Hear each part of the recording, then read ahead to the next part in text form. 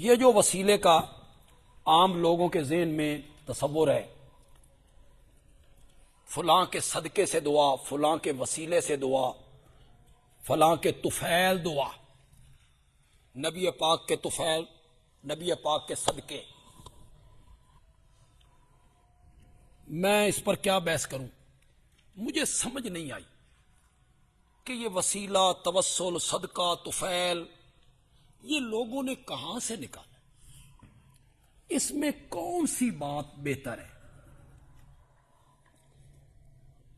قرآن پاک کی جتنی دعائیں آپ کو یاد ہیں، آپ اہل علم لوگ ہیں، میں کوئی جہلوں میں نہیں بیٹھا ہوں، کسی دعا میں واسطے وسیلے کا ذکر ہے؟ کتاب الدعوات حدیث میں مستقل باب موجود ہے، ساری دعائیں وہاں میرے آقا نے سکھائی، کسی ایک دعا میں وسیلے کا ذکر، واسطے کا ذکر؟ امام اعظم امام ابو حنیفہ فقہ حنفی، تم نے نہیں پڑھی کنز الدقائق شرح بقایا ہدایہ نہیں پڑھا؟ بحق نبیک بحق اولیائک حرام ہے، مکروہ نہیں لکھا؟ اور مطلق مکروہ بولا جائے تو کون سا مکروہ مراد ہوتا ہے؟ مکروہ تحریمی۔ بحر محیط میں در مختار نے لکھا، فتاوی رامگیری نے لکھا، شرح بقائے نے لکھا، قدوری نے لکھا، ہدایہ نے لکھا، ہدایہ ہے صفحہ 475 ہے، جلد 4 ہے، وَيَكْرَهُ أَن يَقُولَ فِي دُعَائِهِ بِحَقِّ فُلَانٍ أَوْ بِحَقِّ أَنْبِيَائِكَ وَرُسُلِكَ، بِحَقِّ أَنْبِيَائِكَ بِحَقِّ رُسُلِكَ بِحَقِّ أَوْلِيَائِكَ، اس لفظ کے ساتھ دعا مانگنا مکروہ ہے، لِأَنَّهُ لَا حَقَّ لِلْمَخْلُوقِ عَلَى الْخَالِقِ، اس لیے کہ مخلوق کا خالق پر کوئی حق نہیں۔ قرآن بھی واسطے وسیلے صدقے طفیل بحق فلاں بجاہ فلاں ذکر نہیں کرتا، حدیث میں ذکر نہیں ہے، فقہ حنفی میں اس کا تصور ہو نہیں، تصور بھی نہیں ہے فقہ حنفی میں اس کا۔ دعا کا طریقہ جو قرآن نے سکھایا، حدیث نے سکھایا، وہ براہ راست کیا کرنی ہے؟ اللہم ربنا۔ ہاں، مشرکین کا یہ عقیدہ ذکر کیا سورت یونس کی آیت نمبر 18 میں، وَيَعْبُدُونَ مِن دُونِ اللَّهِ مَا لَا يَضُرُّهُمْ وَلَا يَنْفَعُهُمْ، اللہ کے سوا ان کی پوجا پاٹ کرتے ہیں جو ان کو نقصان بھی نہیں دے سکتے، نفع بھی نہیں دے سکتے، وَيَقُولُونَ، اور کہتے ہیں، هَؤُلَاءِ شُفَعَاؤُنَا عِندَ اللَّهِ، یہ ہمارے اللہ کے ہاں کیا ہے؟ وہ بھی سفارشی سمجھ کے پکارتے تھے۔ سورت زمر آیت نمبر 2، ما نعبدهم الا لیقربونا الی اللہ زلفی، ہم ان کی پوجا پاٹ اس لیے کرتے ہیں کہ یہ ہمیں اللہ کے قریب کر دیتے ہیں۔ اللہ کے ساڈی سندا نہیں،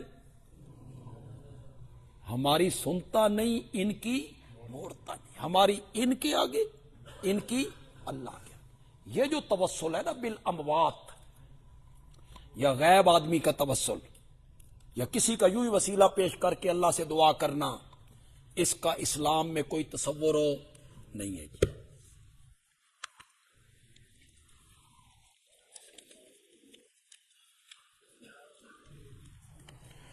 سفارش اور شفاعت میں کوئی خاص فرق نہیں ہے جی۔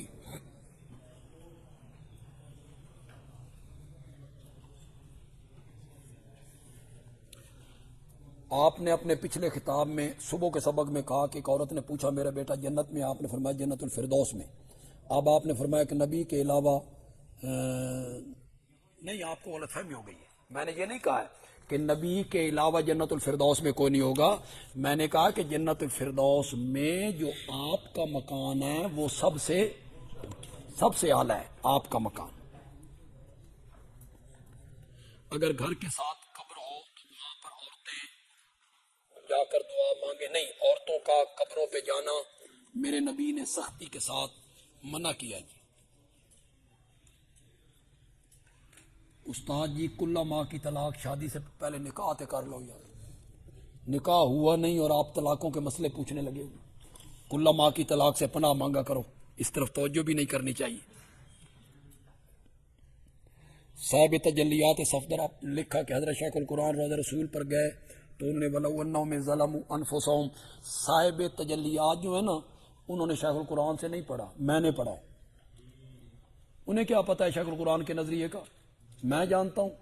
اور شیخ القرآن کا نظریہ پڑھنا ہو تو اقامت البرہان میں پڑھو، انہوں نے لکھا نا اپنا نظریہ، وَلَوْ أَنَّهُمْ پر بحث کی انہوں نے، بڑی زبردست بحث کی ہے اس آیت پہ انہوں نے۔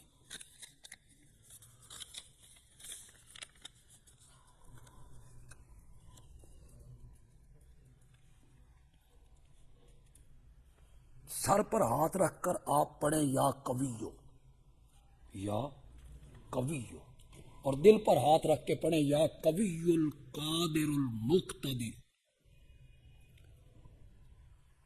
قوینی و قلبی، یا قوی القادر المقتدر، قوینی و قلبی، مجھے بھی قوت دے اور میرے دل کو بھی قوت دے۔ بس جی،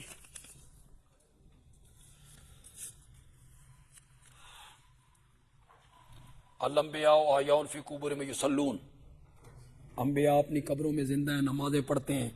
میں انشاءاللہ کل کی بحث میں جو ہم بحث کریں گے وہ ہم آپ کو یہ چیز سمجھائیں گے کہ تمام علماء کا اس بات پر اتفاق ہے کہ خبر واحد سونے کی طرح کھری ہو نا، وہ عقیدے کے اس بات میں پیش ہو نہیں کی جائے۔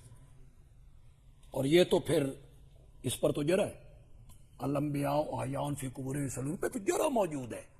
یہ سونے کی طرح بھی کھری ہو نا تو اس سے عقیدہ ثابت نہیں ہوتا۔ عقیدے کے ثبوت کے لیے نص قطعی چاہیے یا خبر مشہورہ چاہیے، ان روایتوں سے عقیدہ ثابت نہیں